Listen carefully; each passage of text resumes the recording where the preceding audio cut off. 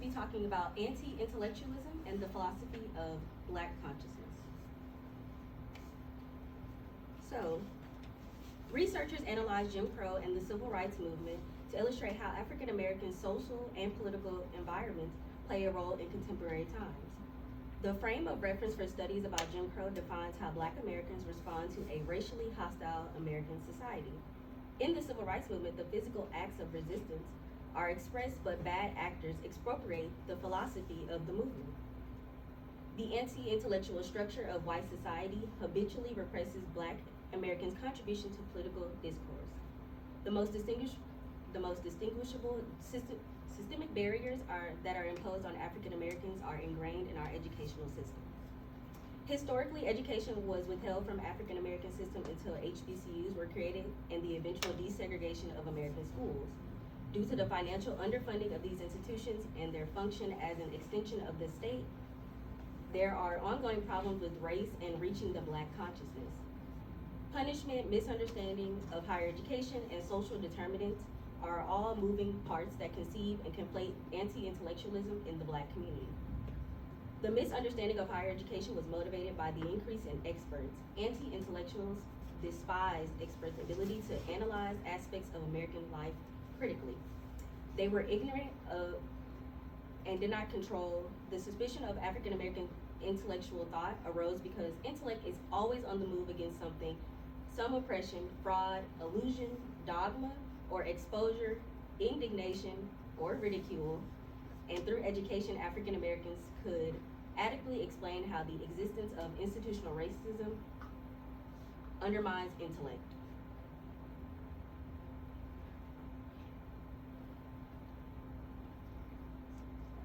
Anti-intellectualism is mostly practiced upon the improvised and unprotected class of citizens. Richard Hosfer's view of educational systems describes how his own distrust for those responsible for its upkeep. I believe ours is the only educational system in the world, vital segments of which have fallen into the hands of people who joyfully and militantly proclaim their hostility to intellect and their eagerness to identify with children who show the least intellectual promise. Educational resources are treated as a scarce option depending on race and class. The discreditation of Black intellectuals originated from anti-Black beliefs that Black people were inferior beings and incapable of comprehension. At the base of the unsubstantiated claims of white supremacy lies the framework of anti-intellectualism. In his seminal work, Anti-Intellectualism in the American Life, Richard Hosfer wrote of how anti-intellectuals are a driving force in the democratic society. Hosfer acknowledges that his concept has existed for decades and is not readily to definition, but he instead generalizes individuals with his mindset as anti-intellectuals. The formulation of these ideas reflect the resentment and suspicion of the life, of the mind, and those who are considered to represent a disposition constantly to minimize the value of that life. Anti-intellectualism is integrated into the framework of white supremacy through the prejudiced attitudes constructed by American society. In his analysis of anti-intellectualism, he argues that it's most pervasive in American life's business, religion, political, and educational sectors. He argues that the decline of democratic values is due to the culture of cynicism imposed by anti-intellectualists who sought to preserve the sanctity of these institutions. This group largely clings to a heightened period of trust in white interests to be the foremost in the racial hierarchy. On a social and political scale, anti-intellectualism manifests itself in the same manner as white supremacy. One of the main components of anti-intellectualism is a revolt from modernity. In both paragraphs, anti-intellectualism reinforces colonial practices that are antithetical to the sovereignty of Black Americans. A power struggle between the ideological beliefs of white supremacy in white Americans unfailingly conflicts with the conscious mind of the Black identity. The intellectual evolution of the philosophy of Black consciousness posed a legitimate question about the actual freedom of American democracy. African American subsequent abolitionism, the intellectual movement of African Americans ushered in periods of modern change, resulting in unsound concerns for anti-intellectuals and supremacists.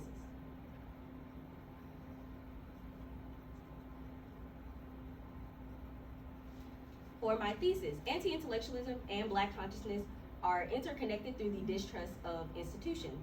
Heightened levels of African Americans' distrust in government disrupt the ideological foundation of Black consciousness. Black intellectualism in America represents a unique challenge to intersectional Black identities such as women, children, disabled, or members of the LGBTQ community. This paper is to assess how African American ideas and attitudes towards the Black Lives Matter movement have changed in relation to the general public's access to information. Now we'll get into our literature review.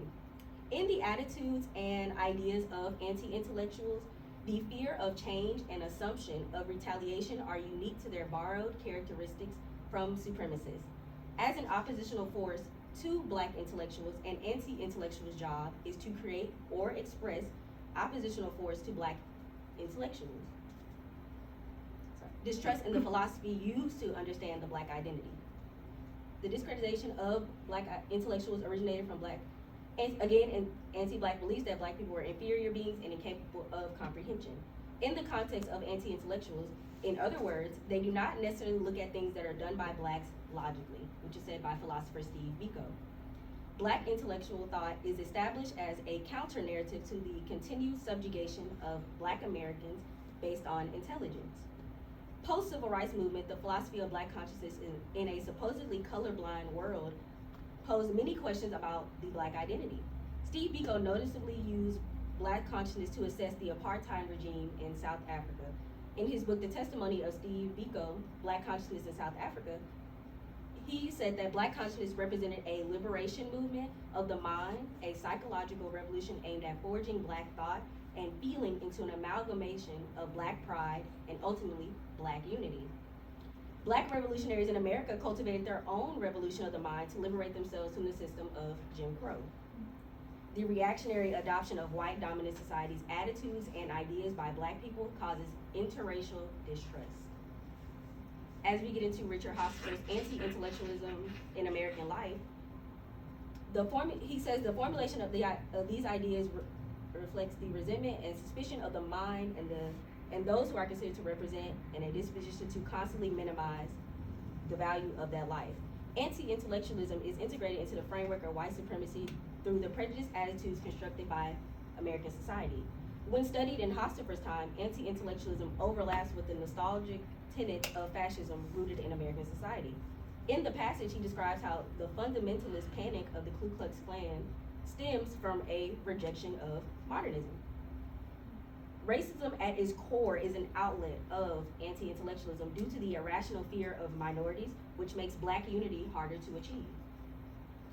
The intellectual evolution of the psychology of Black consciousness posed a legitimate question subsequent to the subsequent exposure to the brunt of anti-intellectualism, which is the reason for African Americans' subsequent resolve to abolitionism.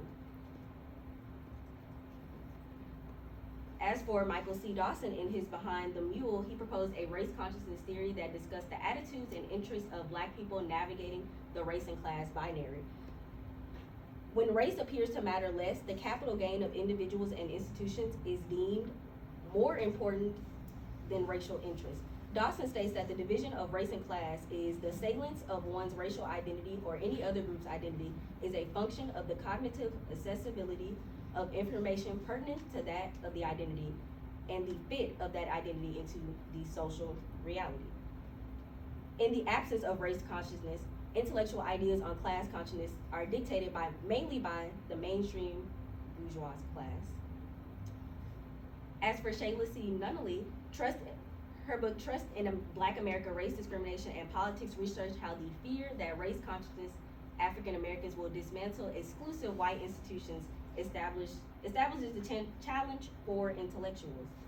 She believed Black people's trust in themselves as a racial group and non-Black people are measured by their unique racial experiences.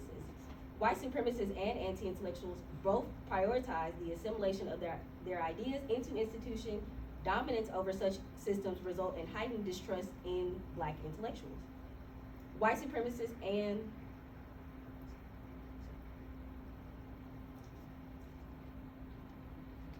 now we move on to manufacturing distrust, Trayvon Martin, and Obama. In our look at political martyrdom, Trayvon Martin becomes the backbone of the modern generation's conviction for distrusting democratic values. The trust Zimmerman had in himself as a form of authority to commit violence is a reflection of how the state condones African American suffering. In Zimmerman's defense of his own racial paranoia, he fatally shot Trayvon Martin because boys like him always get away. Zimmerman and bigots alike served a crucial role in the formation of distrust in Black youth when he was acquitted in 2013. For many, this was the first interaction with race consciousness for many young Black Americans, especially in a case where a young Black child, much like themselves, was harmed due to the societal consequences of racial profiling. For this generation, social media provided access to information and expanded learning about the historical context of the Black identity. As for the Obama admin, during his first year of his second term as the first Black president of America, Obama reinforced the intention of institutions. 2012 was some of millennials' first time casting a ballot, and picking an African American president was presented as a historically progressive decision. Trust in Black politicians on a local, state, and federal level is standard. However, Obama's liberal politics did not satisfy the needs of Black consciousness. For Trayvon, he offered thoughts and prayers in return for peace and understanding that the justice system is not perfect. He acknowledges Trayvon's story is relatable to him as an African American, but race in America is obsolete but not post-racial. He embraced the complex livelihoods of law enforcement officers and suggested they take racial bias training, which they initially refused. Obama was a political win for most Americans, but a loss for intellectuals wanting authentic promotion of Black interests. Obama's hands-off approach to a reoccurring race-conscious problem caused a heightened distrust in intellectuals of the Black Lives Matter movement. Conversely, a win for African Americans was regarded as a challenge to white political interest. 1,180 Black people, including Trayvon, were unjustly murdered due to police under the Obama administration from 2012 to 2016, according to Mapping Police Violence. There was a widespread backlash to the presidency of Obama for his questionable and destructive proliferation of foreign and domestic policies that oppress Black people. Throughout Obama's presidency, young minds of the Black Lives Matter movement witnessed the lack of protection against police brutality. And now we come on to the Black Lives Matter movement. The Black Lives Matter movement became its own civil rights movement when social media transformed the possibilities of cultivating Black consciousness for the digital masses. In 2013, the Black Lives Matter movement officially organized and gained traction online, where martyrs were humanized in these spaces. Intellectuals during this time sought to reintroduce intersectional approaches to all Black identities. Civil rights were at the forefront of this framework to scrutinize racial discrimination in the American legal system. To understand the complex nature of how anti-Blackness operates in the present, Black intellectuals such as Patrice Cullors, Alicia Garza, and Opal Tometi constructed an inclusive race consciousness framework. Using hashtags and coordinated posts meant that Black people could freely engage in social or political discourse for their shared interests. Whether police were alerted or stationed in spaces with large gatherings of Black bodies, intellectuals still found a way to spread critical race theory. Black Lives Matter attracted an intergenerational domestic following as the intellectual collective shared race conscious theories amongst themselves. A staple of Black consciousness in the Black Lives Matter movement is to center intersectional Black identities. These identities include women, LGBTQA community, disabled, and children, which have been historically neglected in discussions about Black interests. Racism, as stated, is a form of anti-intellectualism. Therefore, the belief in gender or eugenicist constructs that suppress Black consciousness is congruous. News stations and social media accounts insistently shared the nine-minute video of Officer Derek Chauvin criminalizing and brutalizing George Floyd. We can begin to see how this movement changes in real time. The depravity of racial oppression was immortalized in front of young teens and adults. Floyd's martyrdom, similar to Trayvon's, amassed millions of supporters in an era of isolation. Intellects began to spout the truisms of defund the police alongside the literal meaning of Black Lives Matter, simplistically centering critical race theory. The Black working class came together despite the rise in fatalities from the COVID-19 pandemic. Post George Floyd, the rejection of modernity, Hosford details can be examined in the rise of Black anti-intellectualism.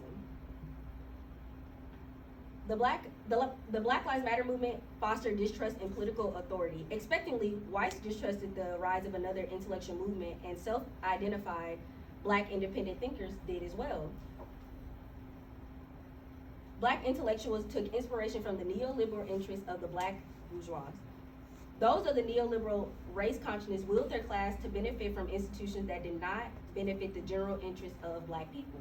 Black elites are intimately connected to the Black struggle through the exploitation of their racial identity.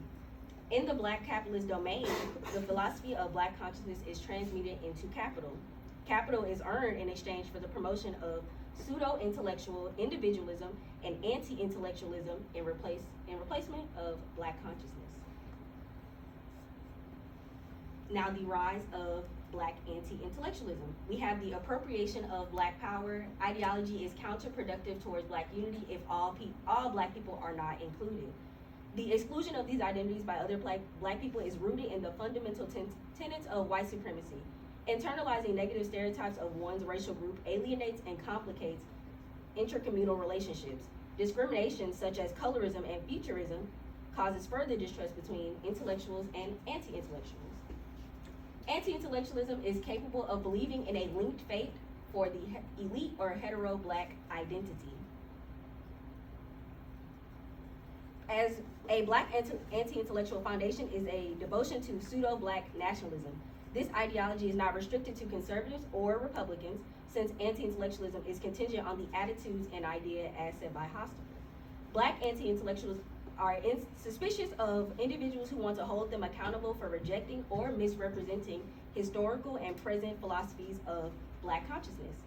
In the context of the Black Lives Matter movement, anti-intellectuals declared all lives matter as a reactionary statement against asserting Black Lives Matter.